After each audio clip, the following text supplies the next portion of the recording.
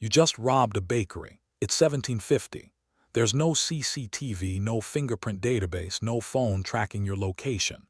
You are, by every modern standard, home free, except you're not, because a stranger down the street just looked at you, and that might be the most dangerous piece of technology in the entire story. The village knows your face. For most of human history, catching a criminal didn't require detective work. It required living in a place small enough that everyone already knew who you were. Most people lived and died within a few miles of their birthplace. If you stole something, robbed someone, or punched the wrong farmer, chances are your neighbor's cousin's uncle saw you do it and told everyone by dinner. This system had an actual legal name, the hue and cry. If a crime happened, whoever noticed was required to shout, and every able-bodied person nearby had to drop what they were doing and chase the suspect. Imagine getting recruited into a manhunt because you happened to be buying bread at the wrong time. No badge, no training, just vibes and a pitchfork. And if you were caught, some places didn't bother with paperwork. They branded you, literally burned a letter into your hand or your cheek so that for the rest of your life, everyone could tell at a glance that you were a thief, a vagrant, or worse. It was brutal, permanent, and from a purely practical standpoint, an incredibly effective facial recognition system, just extremely bad for your skin. Wanted posters, guess the guy. As towns grew into cities, the everybody knows everybody system started to break. Strangers could actually get away with things now, which meant law enforcement needed a new weapon, a piece of paper with a description on it.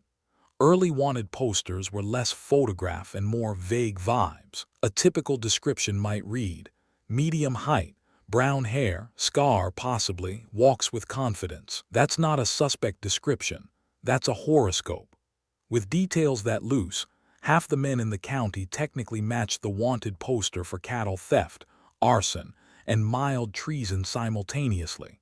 Sometimes artists would sketch the suspect based on witness descriptions, which went about as well as you'd expect from "please describe a stranger you saw for 4 seconds while panicking." The resulting sketches often looked less like the actual criminal and more like a slightly annoyed ghost. Justice, it turns out, ran on guesswork and a surprising amount of faith. The measuring obsession, Bertillonage. By the late 1800s, police were desperate for something more reliable than he had a beard, I think.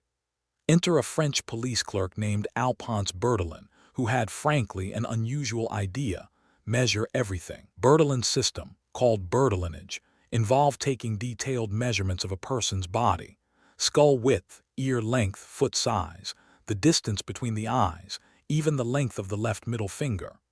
The theory was that no two adults would share the exact same combination of 11 or so measurements, so you could create a unique physical signature for every criminal on record.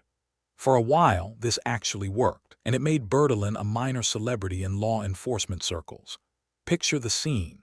A hardened career criminal gets hauled into the station, expecting intimidation, and instead a clerk calmly asks him to hold still while measuring the exact curvature of his left ear.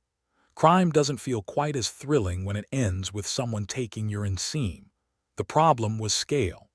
As police departments started measuring thousands of people, tiny human error in measuring crept in, and the system started producing false matches. It also required incredibly specific training, expensive tools, and patience most officers didn't have. Bertillonage was a genius idea that just couldn't survive contact with a busy Tuesday at the police station. Fingerprints, the actual breakthrough. The real game changer had been hiding in plain sight the entire time, on the tips of everyone's fingers. People had noticed for centuries that fingerprints were unique, but nobody had turned that observation into an actual crime-fighting system until the late 1800s, when several researchers, including Henry Faulds and Francis Galton, independently pushed the idea that fingerprints could identify individuals more reliably than any measurement tape ever could. Then, a British official named Edward Henry developed a way to actually classify and search fingerprint patterns efficiently. And in 1901, Scotland Yard officially adopted it. This mattered because fingerprints solved Bertillon's biggest weakness. They didn't change with age, they couldn't be faked easily, and crucially, They could be left behind at a crime scene without the criminal even realizing it. Suddenly, a criminal didn't need to be seen by a witness or matched against a body measurement chart. They just needed to touch something, which meant, for the first time in history, evidence itself could talk. A single greasy thumbprint on a window pane could now testify against you in court. Somewhere out there, a Victorian-era burglar touched a doorknob, felt very smug about his clean getaway, and had absolutely no idea he'd just signed a confession. The Rogues Gallery. Around the same era, police departments started keeping something we'd instantly recognize today: mugshot books, often nicknamed Rogues Galleries. These were literal photo albums of known criminals, organized so officers could flip through them and go, "Yep, that's the guy who keeps stealing horses." It sounds simple, but it was a genuine leap forward because for the first time, a police officer in one town could recognize a repeat offender even if they'd never personally arrested him before. The catch: early photography required suspects to sit completely still for several seconds, which meant every early mugshot has the same unmistakable expression: pure, simmering resentment at having their morning ruined. Dogs, snitches, and detectives who used to be criminals. Where technology couldn't help, police leaned on tools that had been around forever: bloodhounds tracking scent trails, informants trading information for leniency, and in one especially chaotic case, actual former criminals hired specifically because they understood how criminals thought. The most famous example is Eugène François Vidocq, a French ex-convict who became a police agent in the early 1800s and essentially invented modern detective work: undercover disguises, informant networks, detailed criminal records, mostly because he'd personally used all those same tricks to avoid getting caught himself. Hiring a former criminal to catch criminals sounds like a terrible idea on paper. In practice, it worked so well that Vidocq basically became the blueprint for every fictional detective that came after him. So how did they catch you? Go back to that bakery robbery. In 1750, your neighbor recognizes you and tells everyone by dinner.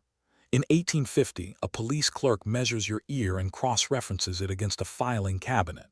In 1901, you leave one careless fingerprint on the counter and it outlives your alibi.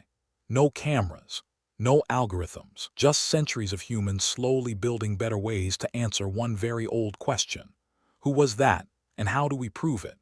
Every trick, the shouting mobs, the vague sketches, the ear measurements, the fingerprints, was really just an earlier draft of the exact same system we live inside today, watched everywhere all the time. The only difference now is that the camera never blinks, never guesses, and never needs a witness who thinks they saw a beard.